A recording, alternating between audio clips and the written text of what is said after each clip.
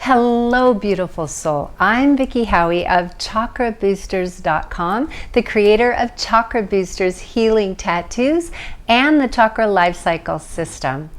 And this video is the fourth one in a series of videos on foods that help you boost and heal your chakras. Because we have to eat every day, right? So we might as well use food as a healing element in our lives. So the first video, if you haven't seen the other videos, the first one's an introduction, and I've done the root and the sacral, and now we are on the solar plexus chakra. Your third chakra is in your solar plexus, right where your ribs part. When you do sit-ups, you feel this abdominal area. Contraction is its nature. It is the warrior. It is the willful part of you, the part that allows you to stick to things. Well, the root helps you stick with them, but it's the part that gives you the will to move through things. And it's the part that gives you the courage and the confidence. Even if other people naysay, this is the part that gives you the ability to just keep on doing it. So it's related to carbohydrates as its food type, because carbohydrates digest and they give us energy. They're a very raw energy. We need to watch them like anything else. We want to do it in balance, but the food type here is carbohydrates. And it's related to the stomach, it's related to the pancreas, and also related to the adrenals. Okay. So for the third chakra, if you want to boost your confidence, it's also clarity of mind. I forgot to mention it on that one. Clarity of mind, which people don't realize, is actually in our gut. That's why we say, I have a gut feeling about things, because our preferences, what we like and don't like, are in our third chakra. So if you're finding yourself really indecisive, just unable to make a decision, you probably have a weak solar plexus and you want to eat more of these foods that I'm going to mention. Please be aware that these are my 5 favorite. Okay, I'm not saying these are the only ones, and I'd be happy to have you comment and give me other ones that you really like. If you do comment about a food that you like for the solar plexus chakra, though, please say why, because that allows all of us in our tribe to really have an informative conversation. Thank you for that. All right, so solar plexus chakra, here we go. What are my 5 favorite foods for boosting the solar plexus? Food number 1 is corn. Glorious, glorious corn. The Native Americans here in the United States have always loved a lot of corn and used corn. Corn is, I don't know if it's true or not, but it said they introduced corn to the white man here in the United States. Corn is yellow. Corn is a carbohydrate. Corn can take different forms. You can use it as a side dish vegetable just as it is, which I just love that. And you can put butter on it, which makes it even more yellow and more solar plexus and deliciously rich.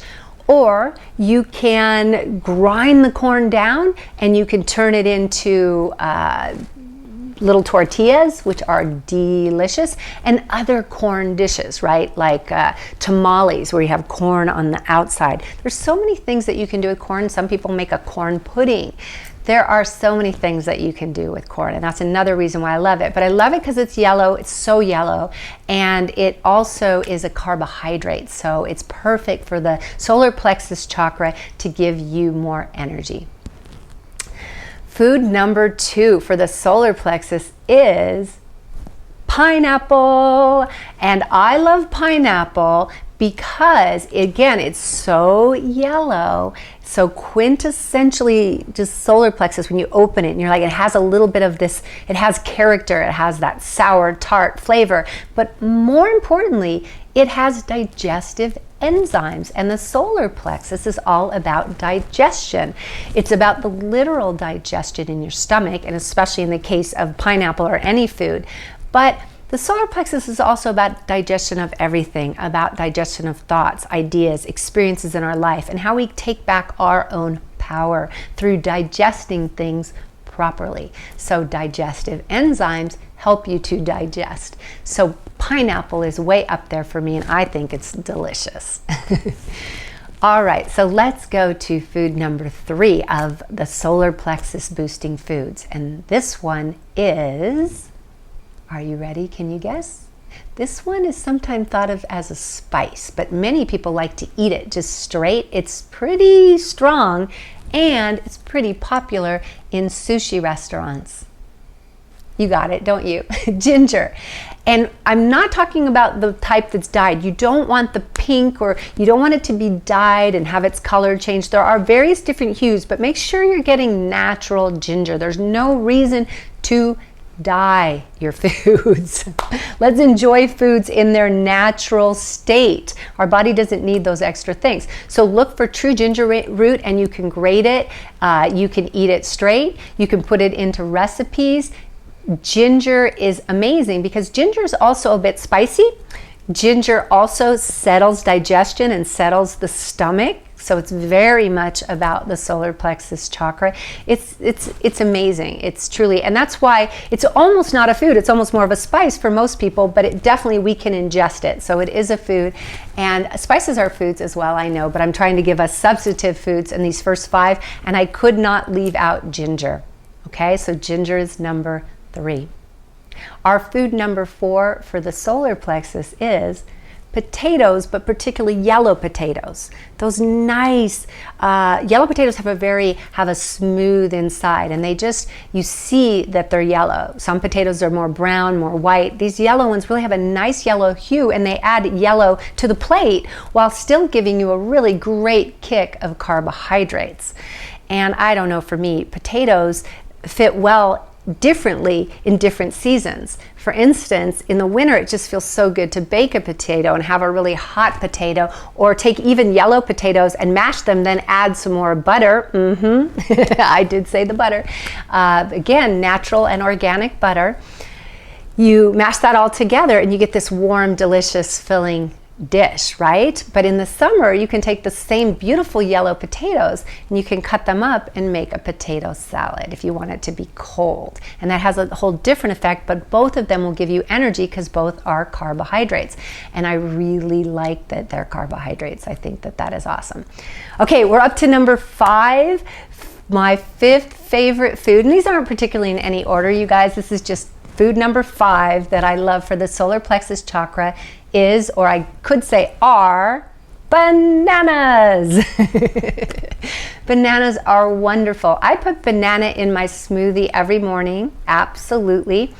But one great way to eat your bananas, if you want a little bit of the sweetness of the sacral and you want to boost the carbohydrate effect for the solar plexus chakra, is to make banana bread.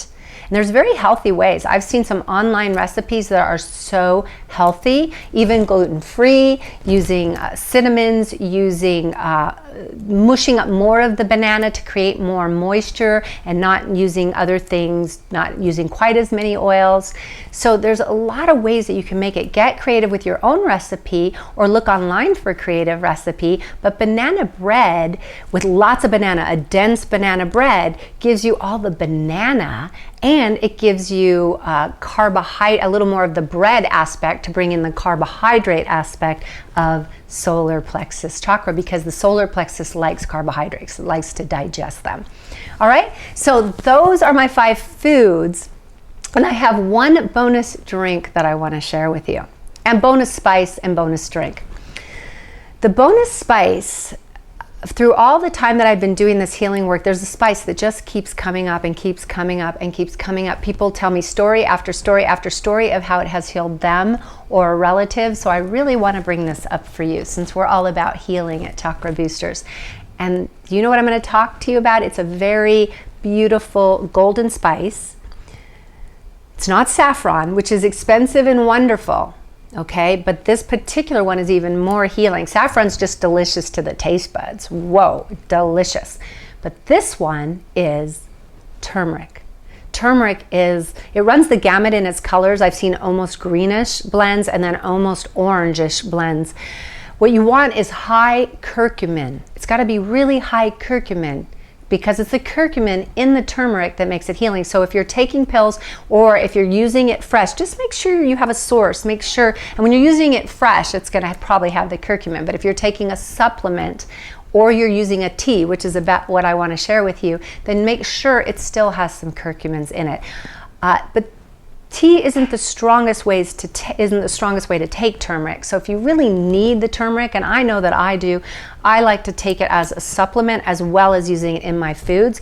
But there's a really great tea that's very solar plexus that I want to share with you, and that is turmeric tea with honey and lemon, because turmeric is solar plexus and it's spicy and it's anti-inflammatory. Honey is yellow and yet it's sweet. It's an elixir that softens the spice of the turmeric. And lemon is the sour. It brings in the bitter, sour range of the foods. So the spicy, the sweet, and the sour, because tastes are very important. They say something. When we balance them out, they are balancing us out. So those three together are wonderful. So my bonus item on the solar plexus list is turmeric tea with honey and lemon. So I hope you enjoy these, and I hope you're going to work with them. If you don't need solar plexus energy, and a lot of times I have so much solar plexus, I go off turmeric for a little while. I use it for anti-inflammatory things. But if you don't need to have more solar plexus, then you don't want to eat more carbohydrates or any of the foods that I've mentioned.